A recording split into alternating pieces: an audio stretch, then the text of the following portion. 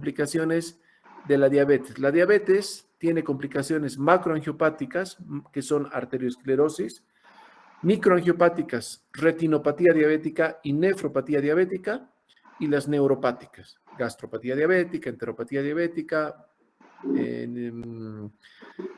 neuropatía periférica. La nefropatía diabética ocurre en ambos tipos de diabetes y se manifiesta esta es la triada que tiene un paciente diabético con daño renal. Aumento en la cantidad de proteínas en la orina, pero nosotros tenemos que familiarizarnos con un término ahora. Si es diabético, pidamos precozmente esto, microalbuminuria, antes que la proteinuria manifieste, ¿ya?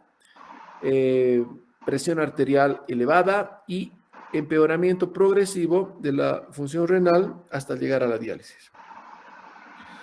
Fíjense que en la diabetes tipo 1, el 20 a 30% de los pacientes desarrollan microalbuminuria antes de los 15 años, pero se ha visto disminución. Entonces, ¿cuál es la causa para que haya menos complicación de los riñones en los diabéticos tipo 1? Que tú sabes el momento del diagnóstico. En los diabéticos tipo 2 no se puede determinar el momento del inicio de la diabetes. Recuerden que muchos de estos pacientes toleran la hiperglucemia y cuando se detecta la glicemia elevada, que puede estar en 170, 180, 200, paciente, ¿cuántos años ya habrá estado así? ¿No es cierto? Bueno, es más frecuente, muchos pacientes, muchos estudios sugieren que es similar, pero yo pienso que es más frecuente en la diabetes tipo 2. Hay un estudio grande que lo pueden buscar en el internet, ya es clásico, que se llama UKPDS, ¿ya? Que quiere decir United Kingdom, pues hecho en Reino Unido, estudio prospectivo de la diabetes. Este es el estudio más grande que se ha hecho hasta ahora. Estudiaron 5.100 pacientes con diabetes tipo 2 y a los 10 años vieron que el 25% tenía microalbuminuria. Es una cifra elevada, ¿no? El 25% de diabetes son casi 1.500 personas, ¿ya? Y con el tiempo la proteinuria fue aumentando y de estos 25% a los 2 años ya estaban en diálisis los pacientes. Muy bien. Ese es un dato alarmante. Fíjense que en la actualidad más o menos hay 177 millones de diabéticos en el mundo. Estas son cifras de la Organización Mundial de la Salud, no me las estoy inventando. Y esta misma Organización Mundial de la Salud calcula que para el año 2030, es decir, de aquí a 5 años, no, perdón, a 9 años, va a haber 370 millones de diabéticos.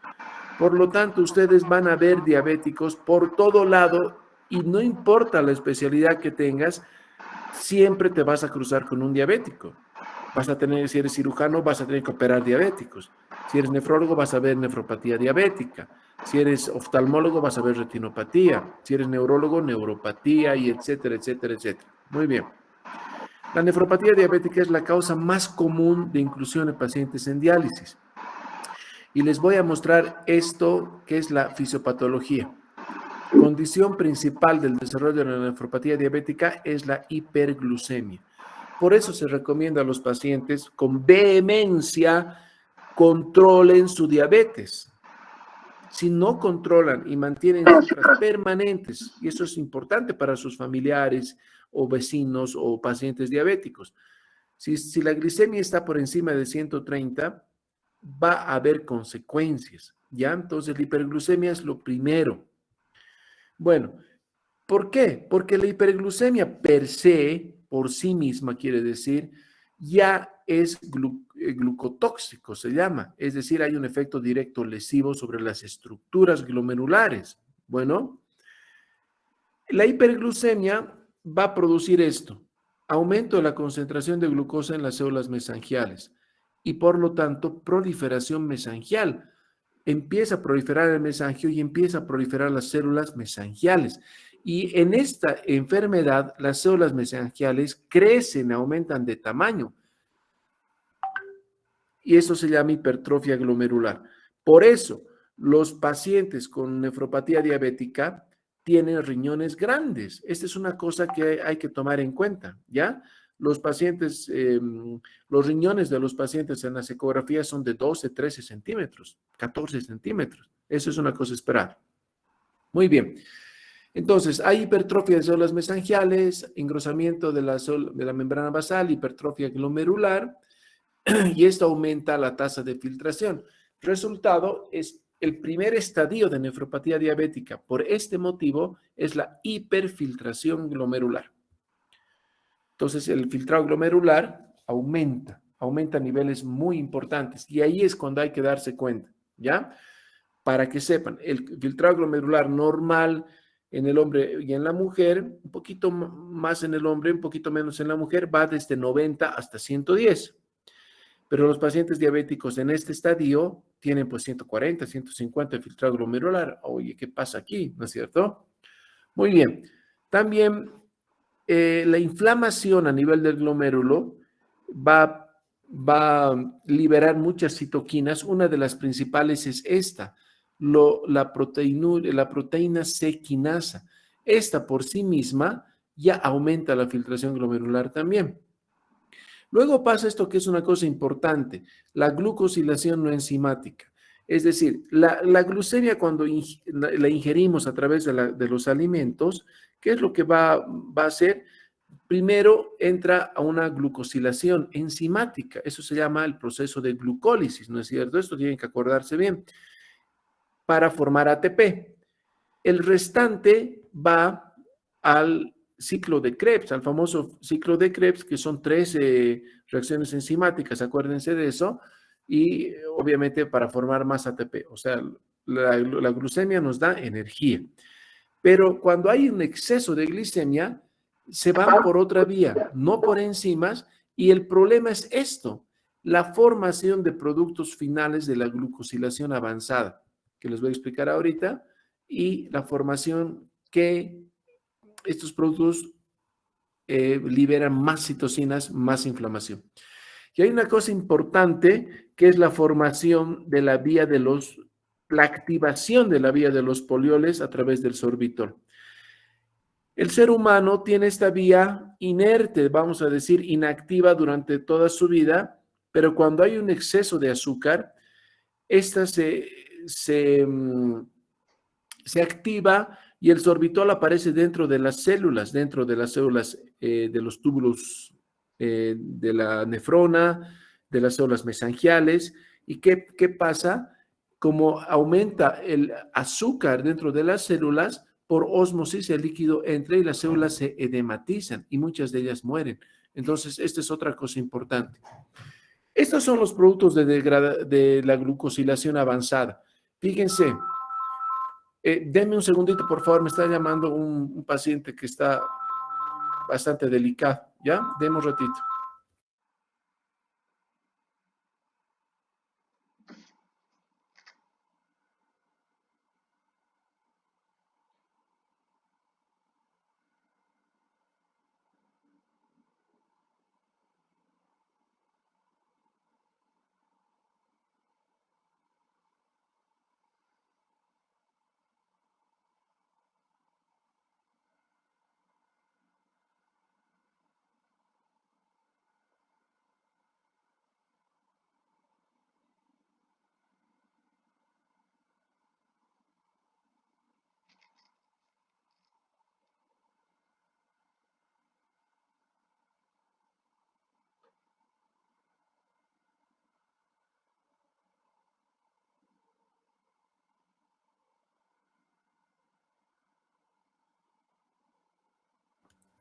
Bueno, disculpen, pero así es la vida del médico, hay que contestar cada rato.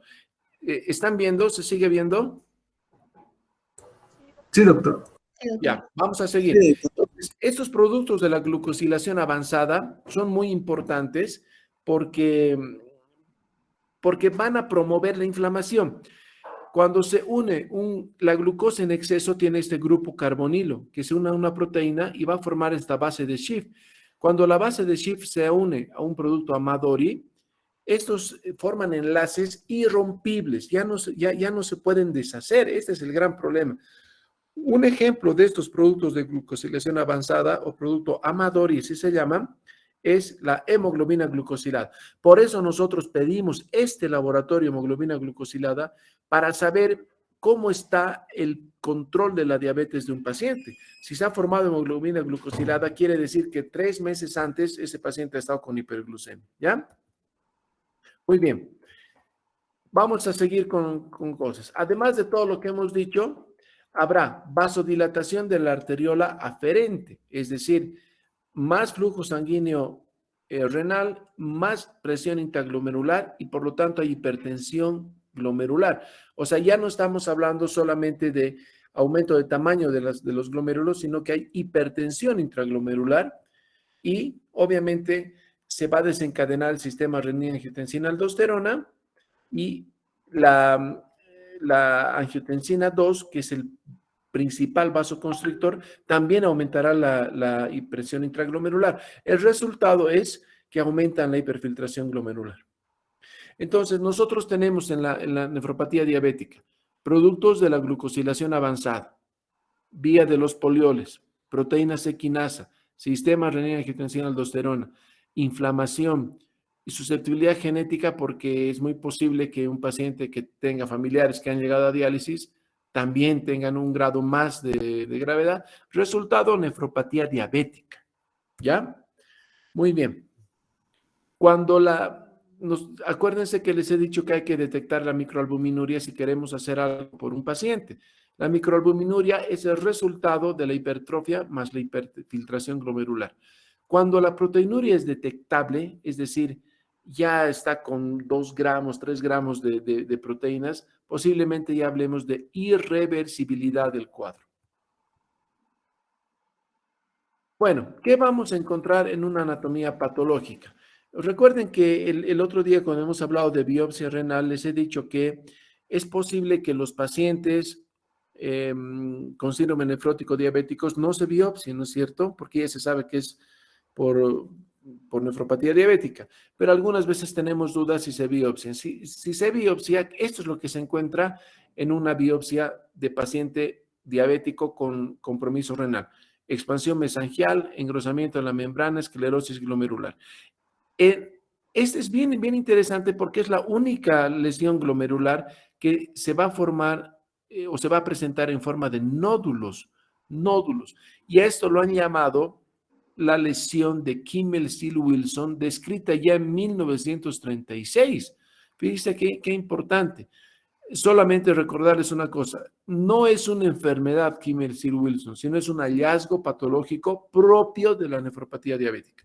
Y esta es la lesión. Fíjense que hay expansión mesangial, pero se forman nódulos. Es la única donde se ven estos nódulos. Acá, es la lesión de Kimmel-Steel-Wilson. Aquí es otro tipo de presentación. Bueno, en este sentido, yo hice un estudio el año 2015 y con la colaboración de varios nefrólogos de Cochabamba, a quienes tuve que pedirles su ayuda, pude recabar datos de 7 centros de diálisis, incluyendo el Hospital Viedma, que es el más grande, y encontramos 506 pacientes que habían en ese momento en diálisis. Fíjense, 254, es decir, el 50.1%, la mitad. Estas son todas las unidades de hemodiálisis que trabajaron en este estudio. La mitad eran diabéticos. Entonces, esta es una cosa importante. Fíjense, ahorita en la población de diálisis en Cochabamba debe superar los 1,200 pacientes, ¿ya? Entonces, son muchísimos pacientes que son diabéticos y están en diálisis. Esta es la distribución por sexo, prácticamente similar, con tendencia a los varones. Estos son los estadios clínicos de la nefropatía diabética. Ahora sí, a diferencia de la nefropatía lúpica, la nefropatía diabética sí son estadios evolutivos, es decir, del 1 pasa al 2, al 3, al 4, al 5, etcétera, ¿ya? El primer estadio se llama hiperfiltración, ya les he explicado. El segundo es compromiso renal precoz. En el tercero ya se evidencia proteinuria. En el cuarto hay nefropatía establecida. Recién acá empieza a elevarse la creatinina. Fíjense qué importante. Y en el 5 ya hay enfermedad renal crónica avanzada. Fíjense, esta es la correlación morfológica funcional. cuando ya detectamos microalbuminuria, ya hay engrosamiento de la membrana y expansión mesangial. Cuando hay proteinuria franca, ya puede haber glomerulosclerosis. Por eso, si hay esclerosis, difícil que vuelva a la normalidad, ¿no es cierto? Y si hay insuficiencia renal, pues sí habrá atrofia tubular, fibrosis intersticial, etc. Y esto, siempre me gusta hacer esto, pongo la relación entre estadios de la nefropatía con las características y el filtrado glomerular y la presencia de albuminuria, ¿ya? Entonces, si ustedes ven, esto obviamente se los voy a pasar también, pero por ejemplo, el estadio 3 estará después de 6 a 15 años y será pues una albuminuria de 30 a 300 miligramos. En el estadio 4, más de 300. En el estadio 5 disminuye porque ya no hay glomérulos, ¿no es cierto? Muy bien. La microalbuminuria se define en la presencia de 30 a 300 miligramos por día. Si es más de 30, ya hay microalbuminuria. ¿Ya? Se llama severa cuando es mayor a 300. Y fíjense lo que dice acá, un moderado incremento de la albuminuria precede un importante riesgo de desarrollar nefropatía y obviamente una progresión de la enfermedad renal. ¿Qué se hace en el tratamiento? ¿Podemos frenar una nefropatía diabética o podemos solamente enlentecer la progresión? Debemos reducir la proteinuria. ¿Hay regresión? Este estudio que está publicado en el Up to Date, que es del 2011 ya, mostraba esto. Fíjense, después del desarrollo de microalbuminuria persistente, la progresión y regresión fue común. Entonces, hasta el estadio 3, donde hay microalbuminuria, todavía se puede actuar. Pero si encontramos un paciente ya con proteinuria importante o estadio 4, ya no va a haber regresión. Bueno, es importante que a más proteínas, peor pronóstico. Es lo que quiere decir eso. El pilar fundamental del tratamiento en la diabetes, pero más en la nefropatía diabética, es controlar la glicemia, controlar la presión y controlar otros factores de riesgo. Evitar uso de fármacos nefrotóxicos. Esto es una cosa súper importante porque estos pacientes no pueden recibir AINES, diclofenaco, ibuprofeno, ketoprofeno, ketorolaco, fenilbutazona, etcétera, no deben recibir. El paciente siempre debe bajar de peso y tener un índice de masa corporal menor a 30, eso sería lo ideal. Control de la dislipidemia con medicamentos. Siempre, siempre utilizar antiagregantes plaquetarios como prevención y tratamiento de la enfermedad renal crónica cuando ya llegan a prediálisis. Este estudio demostró que el control de la glicemia también reducía la complicación de eventos microvasculares, es decir, infartos. Ahorita el paciente que me ha llamado es un diabético crónico con creatinina elevada que lo han operado de la próstata y le ha dado un infarto. Es así acaban estos pacientes y está entrando a terapia intensiva, fíjense. Entonces, esa es la evolución natural, por eso el paciente debe controlarse bien. ¿Cuál es el objetivo de la glicemia? Mantener una glicemia menor a 130 y mantener una hemoglobina glucosilada menor a 7. Esos son los objetivos, ¿ya? El tratamiento antihipertensivo es angular en el tratamiento de la nefropatía diabética. ¿Y qué antihipertensivos? Tenemos todas estas opciones. Siempre primera elección, YECAS o ARAS. Y este es el objetivo, 130, 80, 120. ¿Qué dicen ustedes?